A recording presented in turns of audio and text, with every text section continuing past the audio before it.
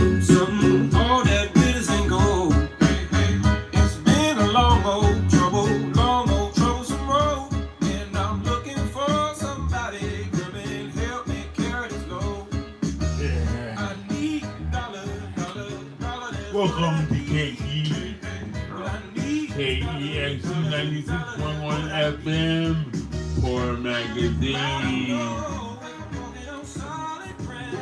Yeah, we the poverty scholars. This is PNN, not CNN, people. Sometimes our biggest trauma is just caused by us mamas and daughters. Yes, and who are we? I'm the Black Cripple. Yeah, they politricksters and antisocial workers call me crazy, lazy, dumb, and a bum. That's just because my knowledge don't come from the institution. Yeah, we the poverty scholars. That houseless mama, that houseless daughter. We the poverty scholars. All the people you don't want to see, never want to be, look away from me. What you gonna do, arrest me? We're in your city. Yeah, and I rock my jailhouse attire because me and my poor mama did the poverty crime and the jailhouse time for being unhoused in this holler. Any of y'all listeners and conscious viewers know by this time that it is a crime to be po in this stolen land that the colonizers call Americland. You could argue it's a crime to be a person of color, it's a crime to be indigenous. Crime to be disabled, crime to be anything but Donald Trump, I guess. Right? We can hear you. And they make a citable offense. Again, we aren't saying these things just because they're poetry. Yeah, we poverty scholars, so we teach through verse, through prayer, through song, through our words, through talk story. But it's real. I ain't wearing this jailhouse suit because it's cute, and orange definitely ain't the new black, or whatever crack Hollywood will tell you. It's actually real. It's a citable offense. Eva Ye, Papa Bear, who died on the street after receiving 182 citations. I did say 182 citations for being houseless in Gentrification City, aka the stolen Olori Lashon village of Yalamu. Wow. You know, it's just terrible what's going on in these days. But, you know, Poor Magazine has answers. Because we believe in answers.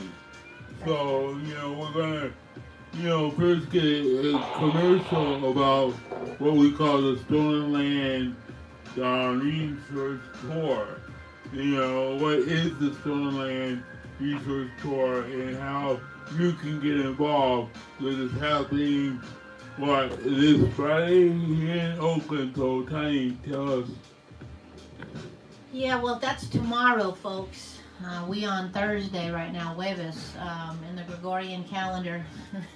But tomorrow, Friday, October 19th, join us, walk with us, co-lead, meet us at the corner of Stolen Weechene Streets of Trestle Glen. That's Trestle, Trestle, Trestle Glen, and Lakeshore Avenue in Oakland, in the Piedmont District.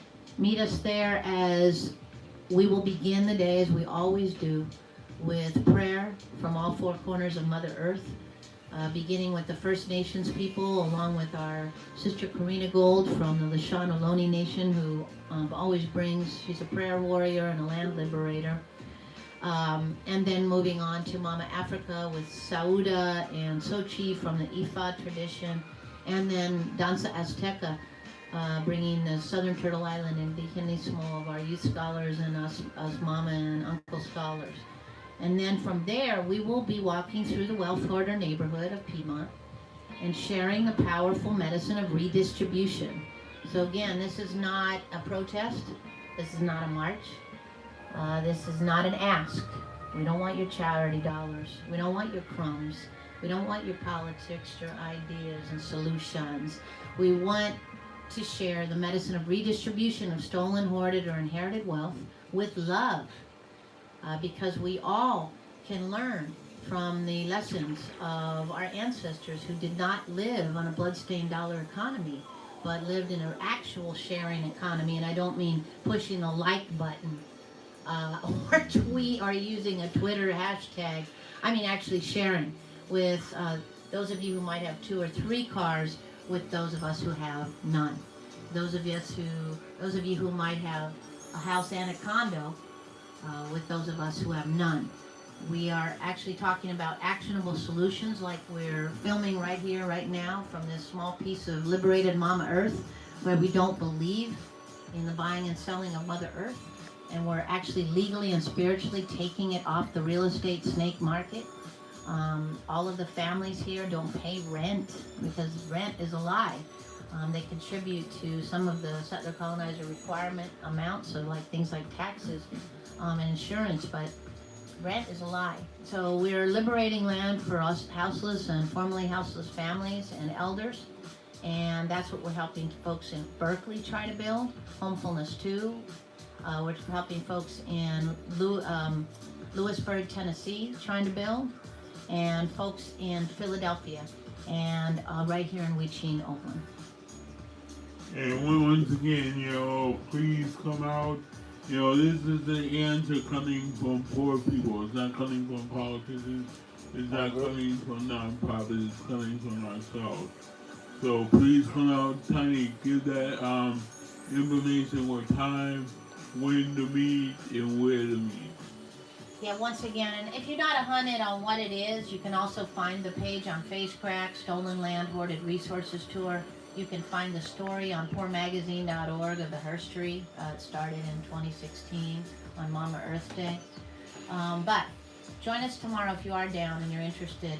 Even if you only come for a little bit, even if you only come for the prayer, at Trestle Glen and Lakeshore at 1 p.m.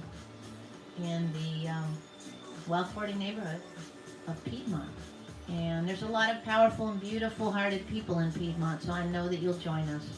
You'll open our door to us when we come in by with this medicine of reparations and redistribution. 1 p.m. tomorrow, October 19th, Trestle Glen and Lakeshore. So we're going to go on from that and go right into what the gentrification report is today. Yeah, well, that's kind of oddly, sadly connected, of course, to the Stolen Land Hoarded Resources Tour, because we function in a society that does buy and sell Mama Earth as a profit-making venture. That's, I want to put it in their terms, in the colonizers' terms, by the original land stealers that stole this land. But I want to say, too, that the brutality, that the violence is intense. So this week, as I always do, I got a call. This time it wasn't 3, it was 6. Wow. Yeah, from 3 elders who had been legally, quote unquote, evicted. In other words, given 30-day notices because they lived in properties that were under 3 units. And that's why we're going to be talking about Proposition 10 later in the radio segment. And then 3 families who got eviction notices that were unlawful. And so I always want to give my little bit of jailhouse law without a degree outside of jail information for folks. If you have questions about your tenants' rights, you can always email us at poormag@gmail.com. We are not papered lawyers from the institution. We are jailhouse lawyers who have lived through eviction. That is our pedigree. That is our experience. And we have a lot of it. But anyway, these 3 families had just been told that, in one case, they had been told that it was time for them to go because the landlord needed to do repairs. Well, that's not how it works. Landlord do renovation, it don't mean you have to go, and it doesn't mean you don't have rights. That's the first one. The second one was so-called living there because they were friends with the scam lord. Well, if you're in a property longer than 29 days, you are a tenant. And under California rent control law, you have tenants' rights, which means they have to properly notice you. And in the last case, they were doing what they also always do to poor people, peoples of color, folks outside of, these plantation prisons. They said that there was too much blight outside of the unit. And so they basically told them that if they didn't clean up the blight and gave them 24 hours to clean up this trash that they had from moving their relative in, that they would be evicted overnight. Doesn't work like that. You have to give 72 hours notice. It has to be written, and in most cases, if you're talking about eviction, you actually have to follow a proper noticing process. That's this week's gentrification report. Can I add to that gentrification report Please. that I have a case in Philly? And once again, a couple of weeks ago, I reported about Philly, about this report that came out about poverty and people with disabilities in Philly. And come to find out, Philly is like the number 7 city of a lot of disabled people in poverty. Well, yesterday I found out once again that a couple in Philly is being evicted because the couple complained about the elevator being out for almost 2 weeks. And the couple is disabled, and this is happening all over the U.S. You know, people know about my case in Berkeley, the elevator being out. But it happened in Philly, and it also happened in Oakland a couple of days ago. So they're hitting these couples with an eviction notice. So the couple's like, I don't need to pay rent because I can't get out of my place. Wow. So stay tuned for more information about that incident. Wow. Woo. Just again to lift up this gentricide, as Sister Viv used to call it and does call it. This is, when you lose everything, it's a form of violence. And oftentimes with us poor folks holding by a thread, it's an act of direct genocide to the entire family system. Yes, I did say that. And I know that's powerful words, and in no way am I taking away from the serious genocide happening all over Mama Earth. But if you've been in that position where you have nowhere to be with your babies on the street, believe me, you'd understand the level of violence and abuse that is. Like us mamas when we were evicted from Mama House, and me and my mama were on the street. So that said, we have a beautiful segue, because we're going to be doing an interview with Bobby Bogan, who's a powerful poverty scholar. Later on in the show, we're actually going to be talking with folks about Prop 10, which is a very important initiative.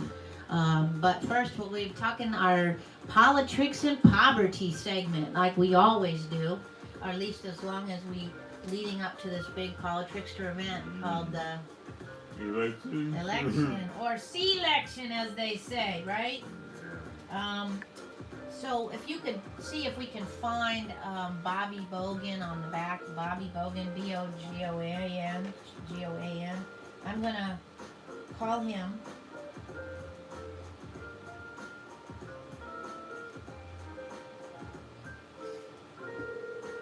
And it's on Facebook.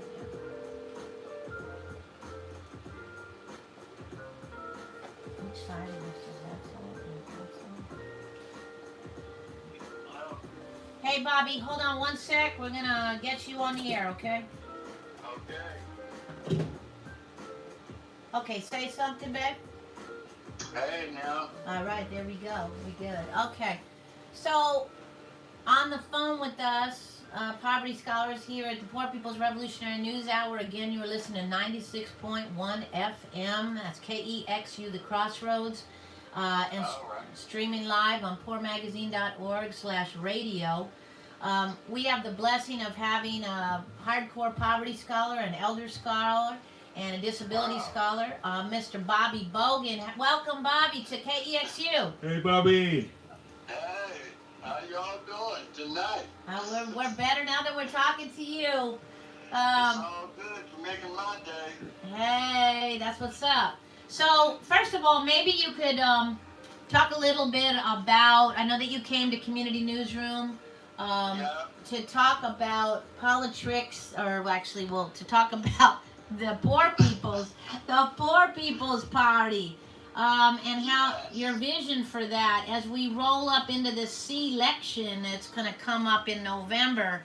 Yeah. So maybe you could talk a little bit about what motivated you to even dream this beautiful dream. Well, to be actually a matter of fact about it, I thought about it when I was being the voice for the poor old people about 6 years ago.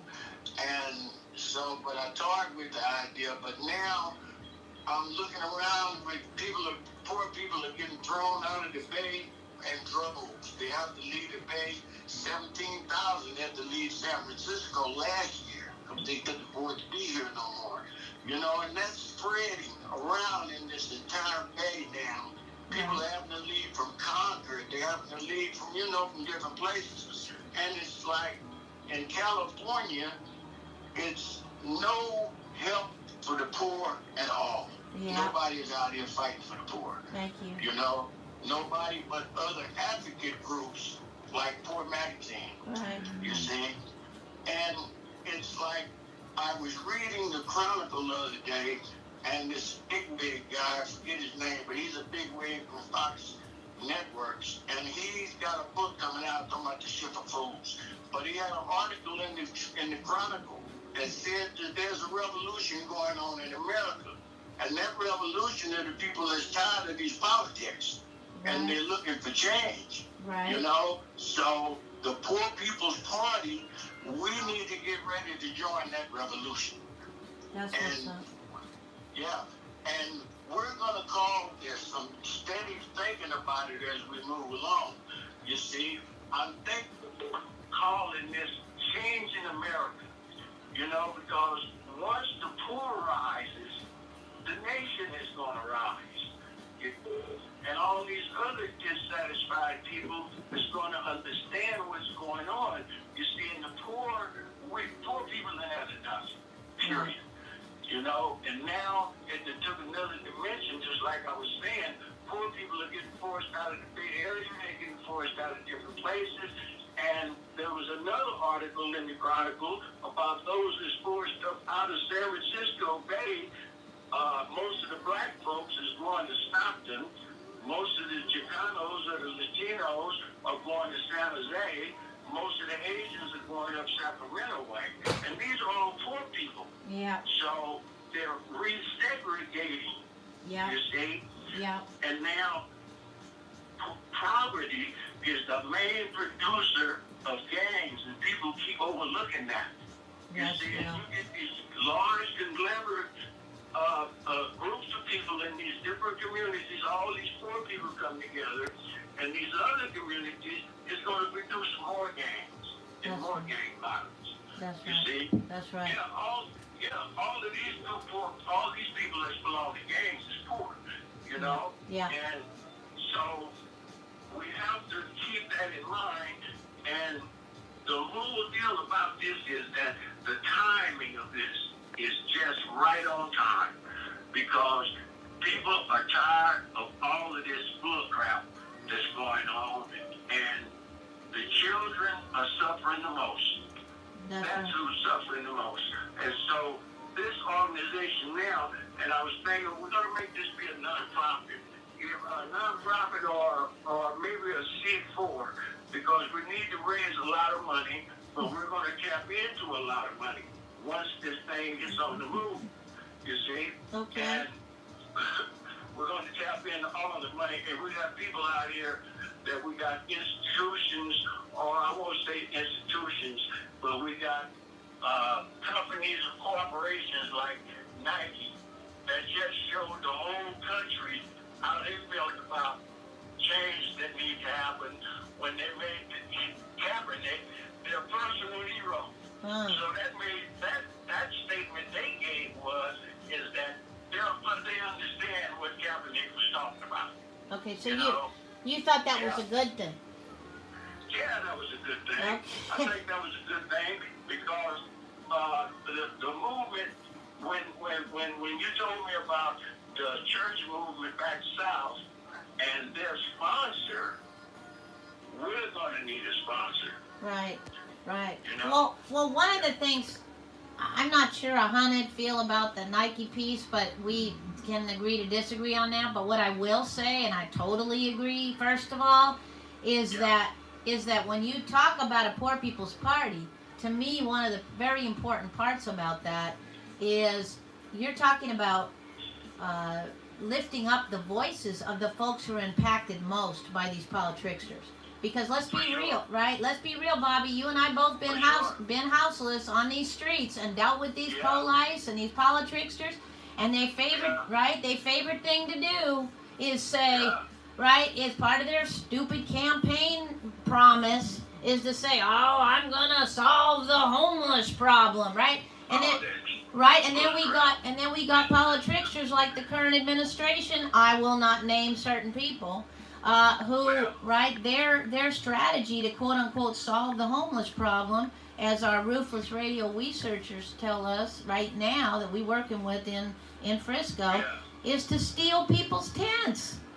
Like, right, like whose idea was that? Obviously, you ain't never been cold on the street, folks, because, you feel me?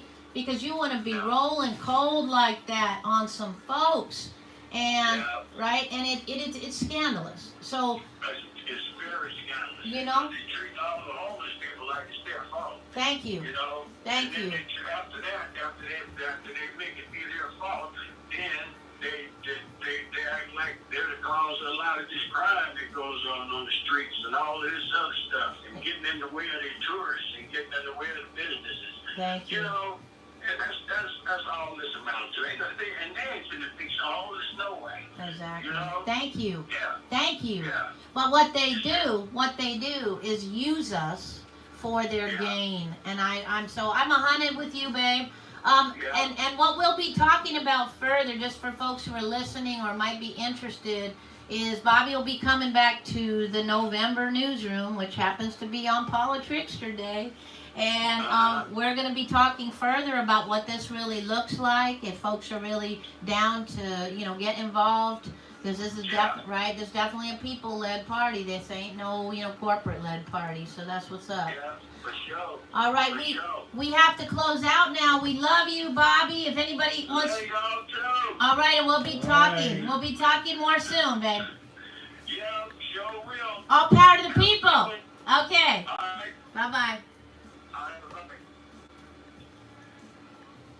All right, that was Bobby talking about the poor party. Check it out. We're going to be talking about more in the newsroom. Yep. And also for folks who don't already know, next week's Politics and Poverty show is going to be focused on all the different mayoral candidates. We're going to look at, we may have a guest, I don't know, but we are a 501c3, so we're going to be keeping it level and inviting everybody. For those of you who might be interested or working on mayoral candidates, let them know that the space of next week, Thursday, 6 o'clock, is open to speak your campaign promise. And please don't be using the word solve the homeless problem, because that will just make me, Leroy, want to kick you out. You don't want that to happen. That will look good. But real talk though, folks. The reality is, we don't necessarily get down with politics at all. We believe in a self-determination, but we also know that we have to be on these politics, because the reality is they are what harms us folks, the impacted folks first. Which gets us to our next series of interviews. We're going to be talking to Uncle Bruce Allison, who is a powerful poverty and disability scholar. Himself has been homeless for years and is also an elder scholar, because we practice eldership as this poor people-led movement. And we're going to be calling him next to break down his perspective on Prop 10, which there are so many lies about, it's not even funny. So Prop 10 is rent control in California. So that's what Prop 10 is. Yeah, and also for folks we're going to talk to a couple people. First, we're going to get a poverty scholar's perspective, an elder poverty scholar, because they're using elders against this.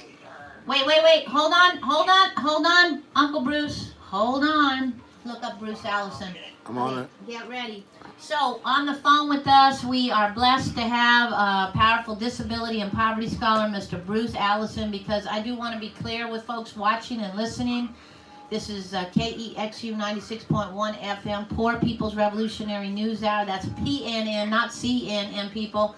And we power us poverty scholars ahead of even our, our conscious nonprofit workers and our love workers or anti-social workers and politricksters, because the reality is we're the ones who are impacted. So, Uncle Bruce Allison, a powerful member of the Poor Magazine family. Hey, what's up, Bruce? Nothing. I'm not feeling well today. Oh, Bruce, I'm sorry to hear that. And I know that you, have a lot of war scars. Could you tell listeners and viewers a little bit about your perspective as an elder, as a poverty scholar, about Proposition 10? 10, don't find the idiots that's coming out with the idea that says seniors are against it. There are no senior groups against it, Prop 10. This will actually lower the price of housing with rent control, and that will keep the price low. It will not raise prices. And this will not hurt the average homeowner. This will only hurt the big boys who makes money by selling condos that nobody lives in. There are locations in the city of San Francisco where entire floors are owned by people that nobody lives in. Presently, there are 30,000 vacant units, only 10,000 homeless people in the city. Wow. And to the math, you got a 3-to-1 ratio. If you just bring down the price of housing, the SROs 30 years ago was going for $1 a night. Wow, Bruce. Compared to $600 a month. Yeah. Yeah, and that's totally ridiculous. That's a 2,000% increase. It was due to the greed of the people of the SROs that's doing it. So, Bruce, go ahead. Okay, and I'll answer. So Bruce, part of the thing is, and I'm glad that you immediately spoke to the scandalous ad campaign that's going out about Prop 10. And that's why we called you on, because we know that you're going to break it down on the realness. How do you, or why do you think that these scandalous, lying, anti-Prop 10 people are specifically using veterans and elders as the people to lie about? I'm not even quite sure why I use them.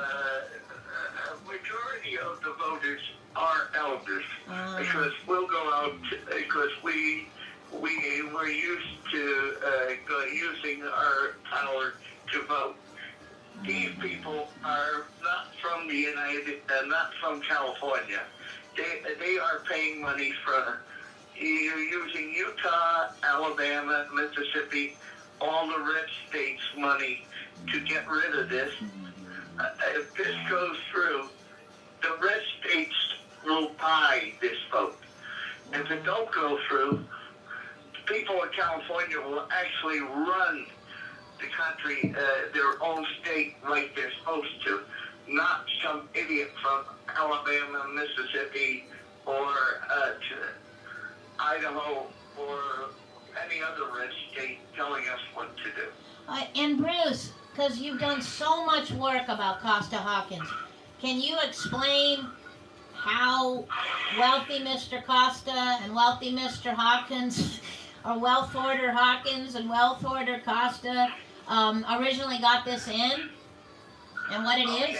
Okay, it's a bill that they told a lie. They said if you don't put this in, you rent control will take away all your profits, and you will, if you're or you will have a motorcycle gangster in your house, tearing up your apartment, burning down your building.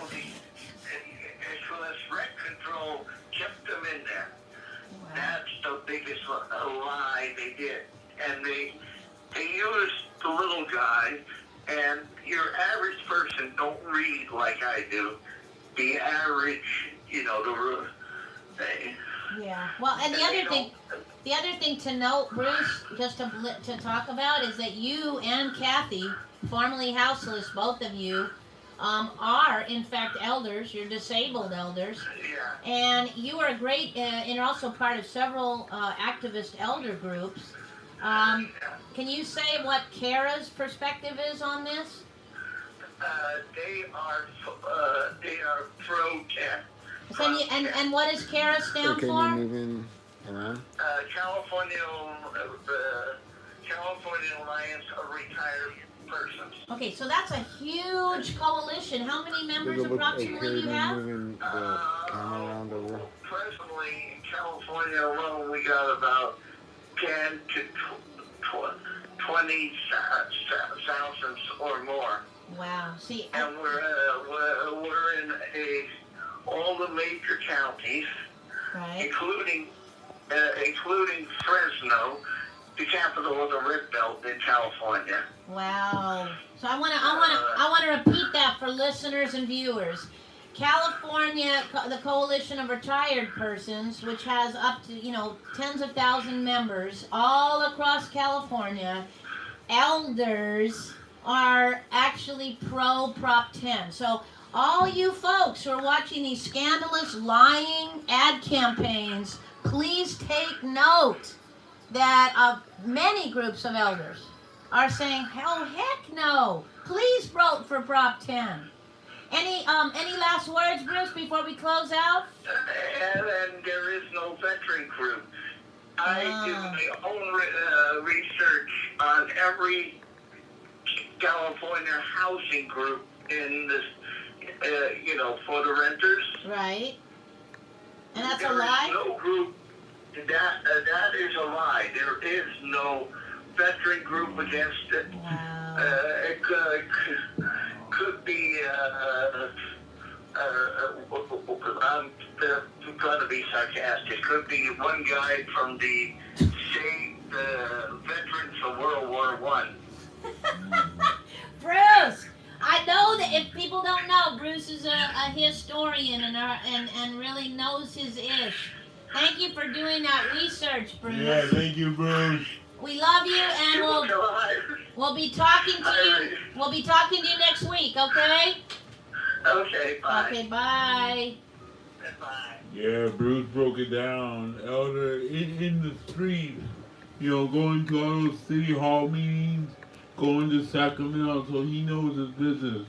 Exactly. He's down, home, looking on the internet. He's at meetings. Exactly.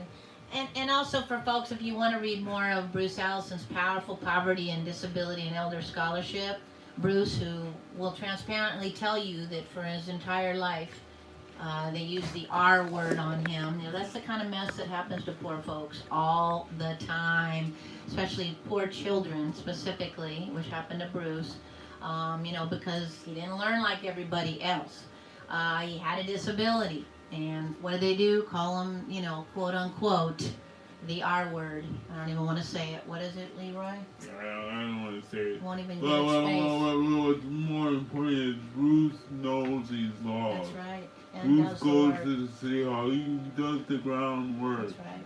That's It's right. not internet activism. It's really street activism. Exactly. And also has dealt with houselessness and the serious impact of eviction on poor people and poor elders, because like we say, eviction is elder abuse and arguably child abuse. So we're going to actually talk to some other powerful folks on Prop 10 to give you some of the nuts and bolts. Our comrades from the Coalition on Homelessness, we're going to talk to Kelly Cutler in a second. I do want to, just for a second, call out that we are on KEXU 96.1 FM. What is it, Leroy? The crossroads. That's right. And that's KSU for all of you IFA practitioners. Yes, it is. Lewashu. We're opening the pathway to truth on these airwaves. We're also streaming live on poormagazine.org/radio. And for those of you watching us on YouTube, we are streaming on Poor News Network. That's POOR News Network. PNN, not CNN, people. Or like I always say, PNN, not CNN, family. And bring your donations Yes, right please, here. please. Right here. Revolutionary donations. Donations. Because, like we always say, Poor Magazine is in fact Poe. And to run this radio station, we need a little of your dough. Because if you can't see above us, but there is this crazy high-speed internet saucer that's like above our heads. That ain't cheap, fam. Oh. So, literally, the only way we're able to even run this low-power radio station and do this work of poor people-led media, which we are not paid for, we ain't making money. No, this is not the poor foundation. Right, is by your community support. And if you can kick a little bit of dough down to us, we're at www.poormagazine.org/rev, as in revolutionary, REV_donor. Also, we do this beautiful paper as part of our Liberation School, Poor Mama, Poor Uncle-led Liberation School. And you can buy a combination ad in the newspaper as well as on the radio. This is not an ad because we do a lot of things just because we believe in them. So there's Save the West Berkeley Shell Mound, our sister Karina and all of those cats. But here's a great example of one of our ads. And people can support and get an ad as well as get their stories written in the newspaper. So if people are able to support, please do. All of the work is for all of us and all of you. Again, that's poormagazine.org/rev donor. And also for folks who are interested in supporting us, but you're artists and maybe you don't have a lot of money, we have an upcoming Mercado de Cambio, the Posto, our annual holiday art market and knowledge exchange. It's coming up on December 23rd, and vendor applications are open. It's a powerful art market. We have a lot of powerful hip-hop and music this year. We're doing a revolutionary fashion show. We're going to have the beautiful fashions of the Taz Foundation and exotic links and so many more. And we hope that you will join us. If you're interested in getting involved in that, email poormag@gmail.com. And again, we can't do this without you because Poor Magazine is in fact Poe. And none of us poor people are making any dough. Yeah. Just realize what you just saw. Poor Magazine is doing the column news. We also do this radio show. We also have our own school. We're also building houses. I mean, we're doing it right here with no money but support from you and really our hard work.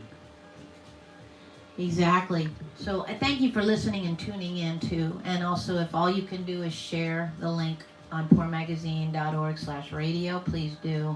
We will also be, we always will put our files up on SoundCloud under Poor Magazine as well, so after they stream live.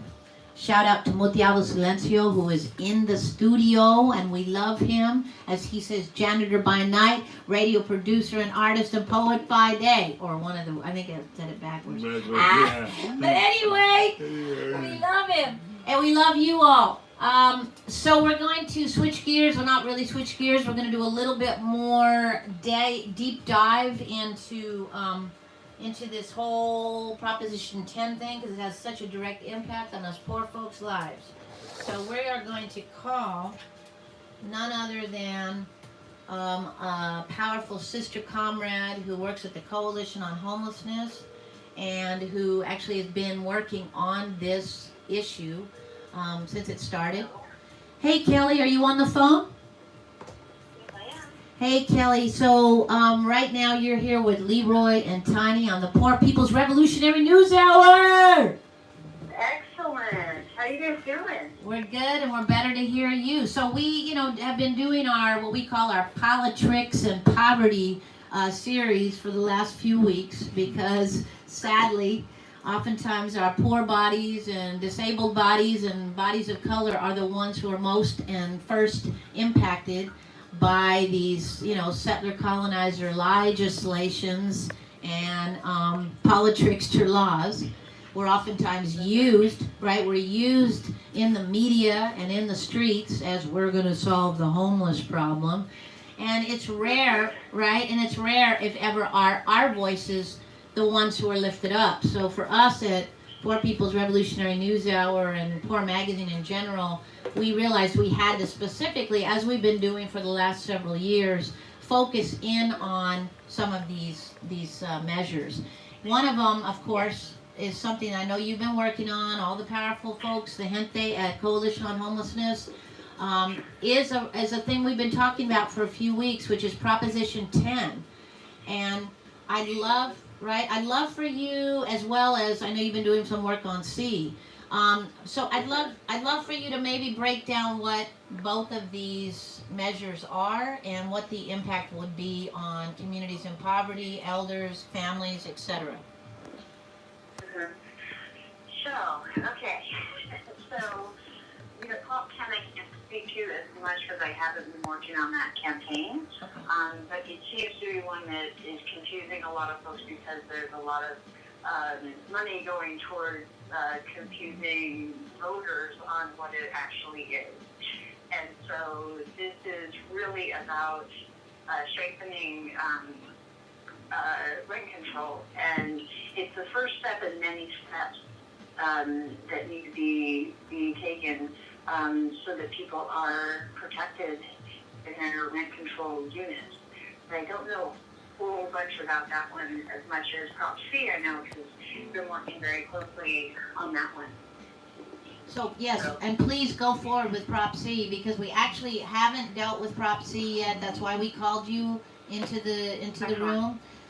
Thank you for giving that little overview of Prop 10, and I do want to let folks know that we'll be continuing to talk about that, but that folks who are just tuning in now, Uncle Bruce Allison, one of our disability and poverty scholars, broke down the power also of his first-person experience with Prop 10. But yes, please go on and tell listeners and viewers about Prop C, which we haven't dealt with yet. Excellent. So one of my favorite parts about Prop C is that it can come from politicians. And as we all know, when it comes to homelessness and poverty, this is a favorite of politicians to be using for political gain. And so that is a major key point of this one for me. And it's really refreshing that you're actually getting a ballot measure that's coming from the community, coming from people experiencing homelessness, coming from people who are working on the front lines and know this stuff. And so there isn't, some tricky political game and for someone to advance someone's political career around this. This is just really narrowing in on the solutions and what will actually make some major change and a real impact that we'll be able to see on the streets. And so some of the like an overview of what it is, so the large corporations that just got huge tax breaks. This is just really taking back some of that. It's only a 0.5%, an average about 0.5%, only after $50 million. So anything before $50 million, they're not being taxed on. Wow. It's only, so for me, I'd like to, want to jump even bigger, but this is actually a pretty big one. This will bring in about $300 million a year annually that would go towards housing and homelessness, and this would basically double the budget that is currently there. And so, which is really mind blowing that such a small tax after $50 million would bring in so much. So that's showing how much money is actually out there. And so the way that it breaks down, that this money would go towards, so 50% would be going towards housing. So there's a lot. Yeah, it's just huge. Wow. So there's a lot of the city has their plan and even different sites, but they just don't have the funding to actually be opening that up. And so that will be have a huge impact when it comes to, because how do you, and how sensitive is to with housing. And so a big percentage of that is 50% is there. Wow. 25%. Yeah, I know, right? It's awesome. 25%. Oh, did you have a question? Yeah, Leroy has a question. Go ahead, Leroy. Is this proxy connected to all these tech agencies, or is that different? So, what do you mean that? Does it include like tech agencies that have to pay for this small amount? Well, this would include all businesses that are making over 50 million. So it's definitely impacting different tech companies that are really benefiting. Also, off of different tax breaks that they've gotten within our community, and it's really having them contributing to the community in a real impactful way. And it's, some people would view a tax as a punishment, but really we don't view it that way. It's just doing, their fair share to contribute to the community that they're in. And so, so that will, and it will have a huge impact. The other piece of it is there's 25% that will go towards mental health services, and which is huge need. So right now, what we have is that when someone is having a mental health crisis, because which we see often, in our community, and everyone wants to know, well, who can we call that can help someone that's in crisis? Okay. Which is a tough one, because who do you call? Right. What resources are available? What ends up happening, the reality of things, what ends up happening is that they end up calling the police. Right. And as we all know, that can, first off, escalate the situation, and it's also not the appropriate responder. It's not someone, they're not trained, they're not medical professionals, and so they're being put into a role that is not the role that they're supposed to be in. And so, and then it will actually create resources that where folks can be connected to and help in a very real way. So that's another piece that I'm really excited about is, because there's all this talk lately about the conservatorship. Yeah. And anyone that works on the within this field knows that it's not, the issue is not, having to force people in, to convince people, because people are so service resistant. The reality is that there aren't the resources available. Thank you. Even as a social worker, when I was working with House of Youth, they would, as a social worker, trying to get someone mental health services was so challenging. And this is someone, that's their job. Exactly. But the resources just aren't there. So how is someone that is that doesn't have someone advocating hard for them, what are they expected to do? And so once again, we see politicians going down this route, which is really a facade, saying that, it's that we need to force people, we need to conserve people. And it's like, no, we don't have the resources. We need the resources within our community to be able to, to help folks. This is something where, as a society, we have been failing people. Exactly. And so, yeah. So that's. Oh, go ahead. Yeah. Go ahead. There's two more pieces to it. It's kind of like the pie here for the funding, and the opposition is like, there's no plan. It's like, are you serious? Of course there's a plan, and also they say there's no accountability. With any funding, there's so many hoops to jump through. It's like, of course, accountability. If we, the process to get any type of funding is so challenging and difficult that there is accountability. There is, they do know where that's going. But the last two pieces of it, one of them is with prevention, because that's key when it comes to this issue. We want to prevent people from actually losing their housing in the first place. We've got, seniors that are on a fixed income, but their rent continues to go up. So this is something that could provide a rent subsidy to keep them in their housing, That's and so That's big. yeah, That's big. Yeah. Yeah, it's huge. And then also in San Francisco, we have Prop F that would provide legal counsel to renters who are being evicted because which passed, which was a big shocker. But they showed how when, the landlords that have these big power attorneys, and so often there was no defense, and no legal defense, so this is requiring no legal defense, and this can actually fund it, because there was no funding in the measure. The last piece of it is that we currently have had consistently over 1,000 people on the single adult shelter wait list. And this is just single adults. This is not families and children. That's another wait list. Right. But for, because people say, well, why doesn't this person just go into a shelter? Like, well, actually, There are no shelters. Yeah.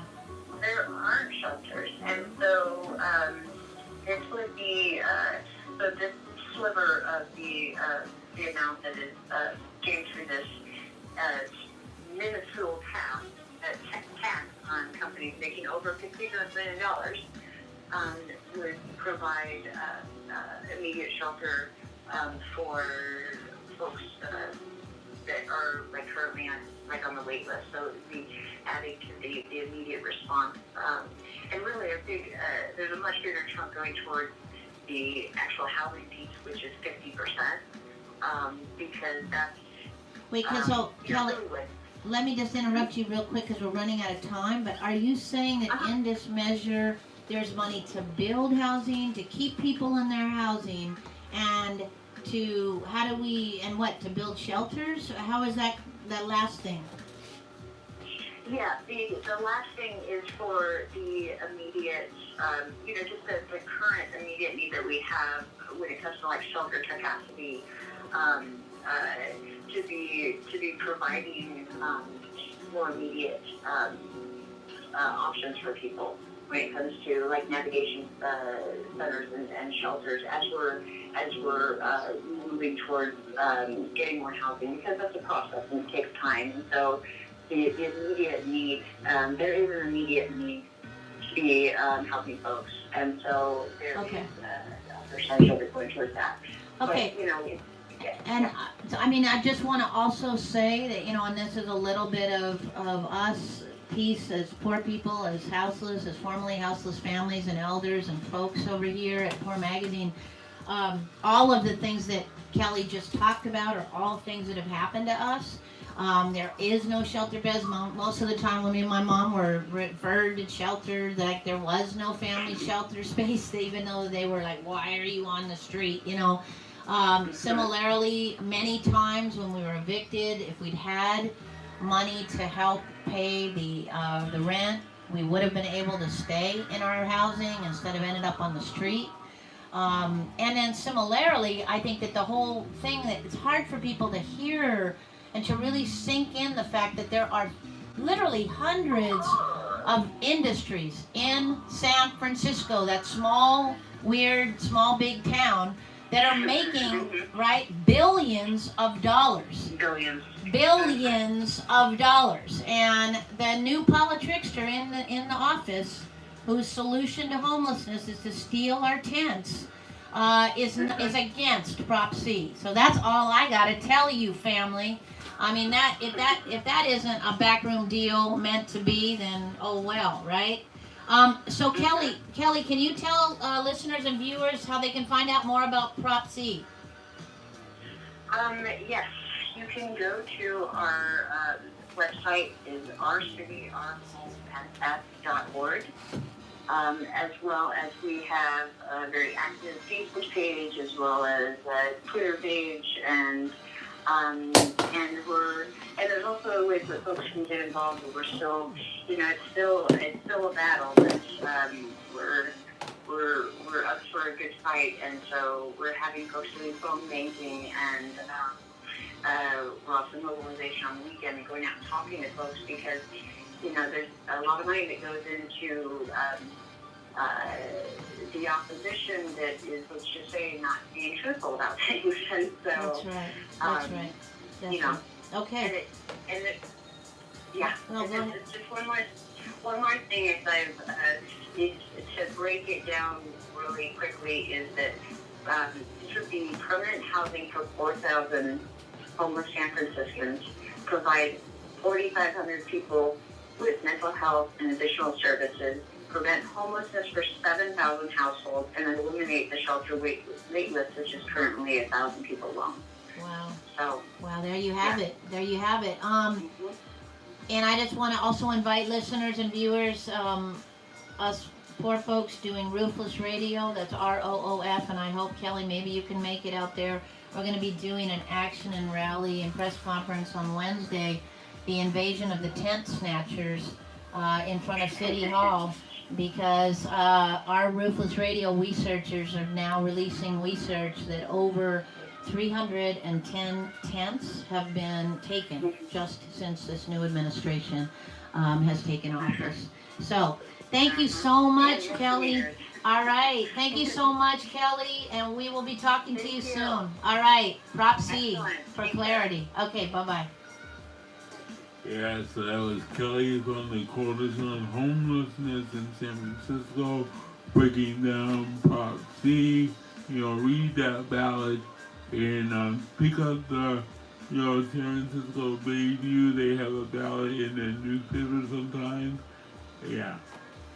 So we're over time right now. I just want to do again a shout out. We're listening to KEXU 96.1 FM, streaming live on poormagazine.org/radio, and also live on the dial 96.1 FM in East Oakland, Lake Merritt, and Alameda. And that you can also see us on Poor News Network on YouTube for those folks who are watching us. And please know that we will be out at the Stolen Land Hoarded Resources Tour tomorrow, Trestle Glen and Lakeshore Avenue at 1 p.m., dropping the medicine of redistribution on wealth hoarders and land stealers. So please join us, walk with us, share that information. And if you can't make that, but you can make next Wednesday, join us for the press conference, Invasion of the Tent Snatchers in San Francisco in front of City Hall at 2 p.m. And stay tuned for next up, Revolutionary Remix, beginning with Crip Hop Nation after this musical break. PNN